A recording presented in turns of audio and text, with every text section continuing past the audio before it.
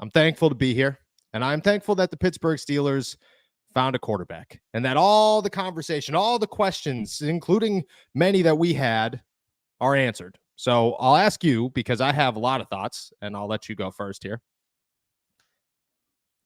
What was your reaction to last night and Russell Wilson taking over this team in a way that I don't think either of us saw coming? No, genuine surprise, because I thought that he was better than a lot of people, because there was always people on Russ's side, there were people on Justin's side, and it felt like if you were on one side, you were dissing the other side. That two things can be true at the same time. Justin can be good and can be growing, and Russ can still be good. And they both were, and I mean, both have been true to form this year, but I don't think I saw Russ being as good as he was last night. Obviously, he had to warm up to it. Some of that was rust. I think probably most of that was rust in the first 4 drives, but even the first one, I mean, that drive stalls out because Calvin Austin drops a pass where Russell Wilson makes a really good play on 3rd down. So he definitely opened some eyes. He definitely proved some people wrong, including both of us. So I was happy to see it. And now, everything's coming up Mike Tomlin this week, and he made the right call. Russell Wilson made him right. And honestly, that's good for all parties involved. I agree. This is a day where there will be a lot of people, and I sat next to Mark Caboli. So, I got it all night long. This is not new to me this morning, and people in my DMs telling me you wanted Justin Fields is not new. And unlike some people, because there are people I was on Twitter all night last night. I know you saw some too, who quickly, immediately changed from Mike Tomlin is the worst coach of all time, I can't believe he's making this decision, to Russell Wilson, QB1, savior. Can't believe that we waited this long. This is phenomenal. This is the best move the Pittsburgh Steelers could have possibly ever made. And I will sit here and acknowledge that, I thought Justin Fields was the easy answer moving forward. I thought Justin Fields was the guy. I thought Justin Fields was as good as you were going to get because you had a bad offensive line, almost no running game outside of the last 2 weeks. And, well, Van Jefferson was your wide receiver too. There was nothing here to grab onto for a 35-year-old quarterback who might be good, but how good can you be? How significantly better can you be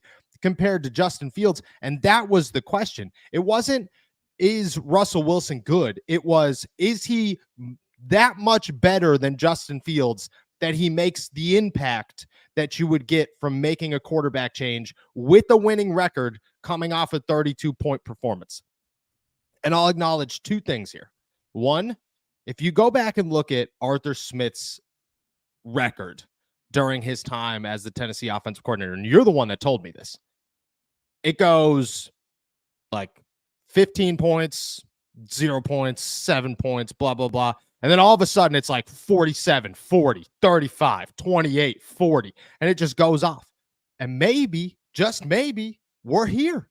Maybe we are in the point of the Arthur Smith offense where it is ready to go and he has figured this thing out and we are rolling. And you have to acknowledge that in the process. You also have to acknowledge that there should be a lot of praise for Mike Tomlin this morning because he took a risk and that risk paid off. And sometimes risks do not pay off in the NFL, but it's all about taking risks. It's all about acknowledging that you could have a bigger factor here that you need to take a shot on. And to be honest, there are a lot of times where we come on this show and say Mike Tomlin lives in his fears. This is one of those times where he did not live in his fears and it came back and it paid off for him. This is a prime example of we do not live in our fears, and you got to give Mike T credit for that one because he walked away the winner for sure. And then number 3, I didn't think Russell Wilson was bad. There was no part of me that ever sat here and said Russell Wilson is not a good player in the NFL. He is not a good quarterback, and he is washed. He's done. And there are some that said that. But I did not see this coming. I did not see Russell Wilson becoming the best debut quarterback the Pittsburgh Steelers have ever had in franchise history, absolutely annihilating the New York Jets and getting everybody involved. Najee Harris rushes for 102 yards, which you could say whatever you want. That is credit to the passing game just as much as it is the offensive line. George Pickens, 111 yards and a touchdown. Darnell Washington, 4 receptions for 36 yards. Van Jefferson scores a touchdown. Jaylen Warren's got 15 yards. Pat Fryermuth's got 51 yards. And Calvin Austin's got 36 and would have had more if he didn't drop a pass. I mean, that's a stat line. That's as good as you could ask for. And that's actually exactly what the Pittsburgh Steelers were looking for. Let George Pickens cook. Let everybody else around him be the key contributors that they can be. Have a great tight end and a dominant running game, and we'll score in the red zone, because the Pittsburgh Steelers, they scored in the red zone, and it seemed almost effortless. So credit where credit is due. Pittsburgh Steelers Nation, let's ride. Russell Wilson is your starting quarterback. And you have more to say. Everybody has more to say, but there are reactions after the game that give you the sense of this guy has this team juiced up, because Justin Fields is in here and it seems like, yeah, people are fired up. People are happy. People are excited to be winning, but this is almost the same vibe as last year with, okay, the Steelers are 4-2. They're just excited to be winning. After this one, I mean, guys that do not smile, guys that are not good in press conferences, George Pickens, Najee Harris, they'll both tell you that they are not good in press conferences. All smiles in this one. We'll run through all three of them: Mike Tomlin, George Pickens, Najee Harris. This is all of their reactions to Russell Wilson last night. You know, I thought he was excellent. I thought he got better as the game went on, man. But I'm not surprised by that, man. It's been a while since he's played some ball, but I thought he settled in, knocked the rust off, man, and distributed the ball around and played well. Like, is part of that wanting to see how guys respond to him, how the team plays with Russ under center? Yes. Mike, you've talked about learning about your players when adversity hits. What did you learn about Russell Wilson tonight? This is my first time in the stadium with him, and so, you know, I learned a lot about him, to be quite honest with you, but not in reference to the conversation that you're talking about. It was just my first time in the stadium with him, and so in-game demeanor, communication skills, listening skills, it was a good experience for me. Yeah, like I said, like previous in the week, a guy going to back-to-back Super Bowls, you know, he knows when guys are blitzing. His cadence is a little more dominant with guys jumping off sides, you know what I mean? But like I said, on third down and second down, they played a lot of man-on-man. We took opportunities. Shoot, Russ is Russ, man. He gonna do that. He's always calm, cool, collected. Ever since he got there in Pittsburgh, I talk to Russ almost every day. Every day, almost. So, man, I know Russ. I know that, you know, when things was shaky in the first half or first quarter, whatever, first couple of drives, you know, I knew that he was still gonna be calm, collected, and just pull it all together, because that's just the leader he is. He's been around 12 years, 13 years. 13 years. I already knew him because of Sean, so it's not like, you know what I mean, like I'm just playing with him now. But you know, to see that is you know, it's nothing surprising, really. Pittsburgh was juiced up last night. I'll tell you this. It was Russell Wilson showed up to the podium in his pads, which I think to the outside is just like, oh, okay, cool. Like Russ didn't have time to change. He was doing stuff. It was after the game. He had interviews, so on and so forth. No, Russell Wilson showed up to the podium in pads because he dapped up every single member of the Pittsburgh Steelers organization after that game. Every single one. I'm talking equipment guys, training staff. At one point, he left the locker room in his pads and just started walking down the hall, dapping people up, hugging them, saying thank you. I'm like, dude, that's a camera guy. He doesn't have anything to do with this game. That's who Russell Wilson is. That's who the Pittsburgh Steelers have as a quarterback right now. And there's the side of Justin Fields that I do want to talk about at some point, because I think this is the best of both worlds for the Pittsburgh Steelers. But you have to put a hard explanation point on the fact that the Steelers have a quarterback and that this quarterback looks like the best quarterback they've had since Ben Roethlisberger, which is, I mean, that's what they were searching for, is the guy to replace Ben Roethlisberger. And even if it's just for a year, even if it's for, what would that be, 10 games, doesn't matter. That's what he's here to do, and the Pittsburgh Steelers got to feel good about it. I'll ask you this question before I dive into the future, what it means for Justin Fields, and so on and so forth. Has the ceiling changed for you at all for the Pittsburgh Steelers, and what does this season look like under Russell Wilson? I would say watching that performance last night makes me feel like the ceiling's changed, because I didn't know the Steelers offense, who, let's not get it twisted, played a pretty good Jets defense. We all understand that they were injured and they had their holes, but That's the same exact thing that happened with the Cowboys. That's the same exact thing that happened with the Colts. They had their holes. The Steelers offense couldn't take advantage. They took advantage last night, despite the fact that even that offensive or defensive front was still pretty strong, and the Steelers offensive line managed the game. So I feel like the ceiling has risen because I didn't think that the Steelers offense would look that good, especially the way they looked in the second half. So I would say, and again, it might be cart before the horse. It might be jumping out and overreacting. And I know that's supposed to be on Tuesdays, but it was a Sunday night game, so things are still fresh. Yes. I feel like that took them from, hey, they're a team that could be in the playoffs, that could get a win, to, hey, they're a team that is going to be very difficult to take out of the playoffs if the offense is working like they did last night. And let's not forget, this is the base. That was game one. Yes. Now, there's going to be give and take. People are going to have more tape, so they're going to be able to take things away. But I think the Steelers will also be able to build off of this. So I think that this has risen their ceiling, I think, pretty substantially going forward. I agree. And you could look at the offense and say that is the reason that their ceiling got better. But I'll look at it as a whole and say, yesterday, the defense had lapses. And they were bad lapses. I mean, Breece Hall ran all over these guys a couple of times, and it was a bit embarrassing.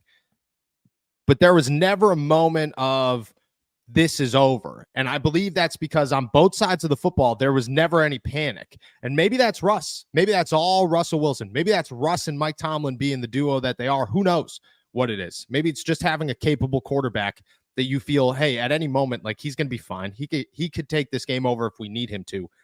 But you never saw panic in this team, and you saw moments where panic should have started. You saw the slow start. You saw the Jets get in the end zone on a really sloppy run that the defense was just nowhere to be found. You saw guys make mistakes, and you constantly looked at it and said, the Steelers bounced back every single time. And that's what a team that wins in the postseason does. They do not dominate from start to finish. Patrick Mahomes and company do not come out of the gates and put up 75 points on every team that they play, especially when they get in the playoffs. What they do is they bounce back from the struggle. They bounce back from the bad series. They bounce back from the bad first half. That's what they do. And the Steelers were able to do that a number of times yesterday, where it was a bad defensive series, where it was a bad offensive series. And next thing you know, okay, they're back. Things are good again. They have a rhythm once again. They found that. They made the adjustments.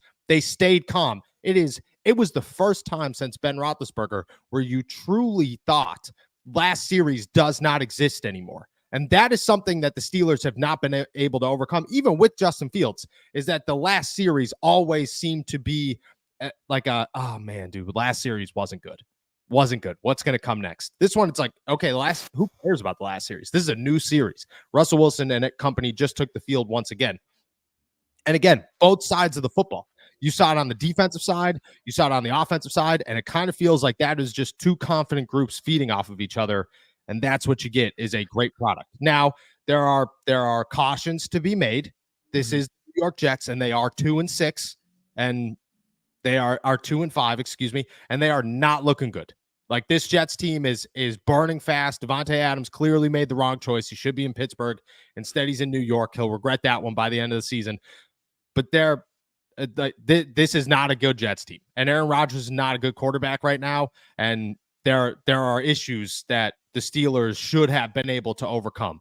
But this is a game where you score 37 points confidently. This is not Vegas 32 points. This is a totally different 37 points, and you feel that's what the game should be. This game should have ended 37-15 because that's what you do against a bad Jets team with a bad quarterback and a struggling defense, especially when guys like Sauce Gardner are missing time and guys are leaving mid-game and so on and so forth. That's what you expect from a good quality football team with a good quality offense. That's what the Steelers have. So a sign of caution, but at the same time, you take it with it was a bad Jets team, but they played like it was a bad Jets team, and that's what you're looking for.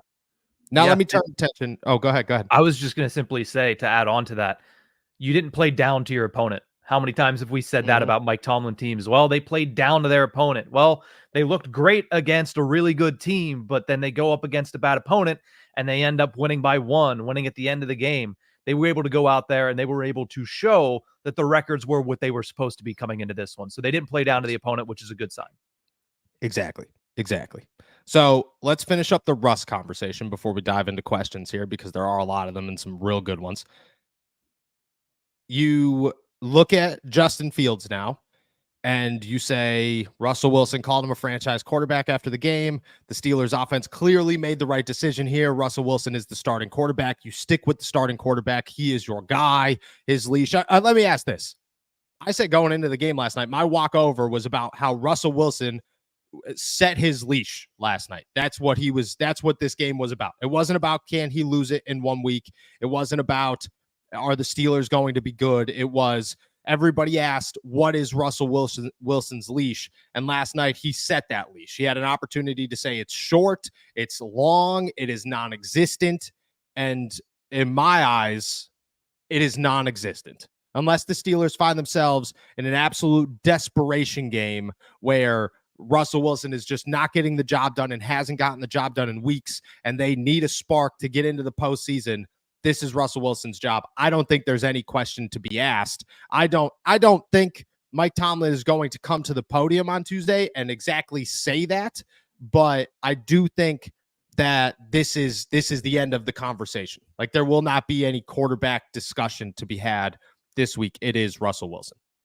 Yeah, 100%. I mean, he kind of closed the door there. And the one thing that is going to be interesting going forward is, how do the Steelers play this? How have the Steelers been playing this behind closed doors? Conversations that unfortunately George Pickens isn't privy to, so we might never know the answers to them. I had to throw that last one out there. But no, at the end of the day, this is Russ's job now. Yeah. And it's Russ's job until he gives it up. And it's going to take a lot for him to give it up, because he is, as we talked about, he gets grace automatically because of the position he was put in coming into the season. Yes. He is just blown the door wide open as far as how much grace he gets before that leash even starts to pulling on him again. So yes. I do think that it is his job until further notice. Yes, I agree. I don't think the leash even exists right now. That doesn't mean that a leash cannot present itself, because this is the NFL. Things are constantly changing. It is a week-by-week adjustment. But right now, where we stand heading into week 8 against the New York Giants, there is no leash. This is Russell Wilson's job.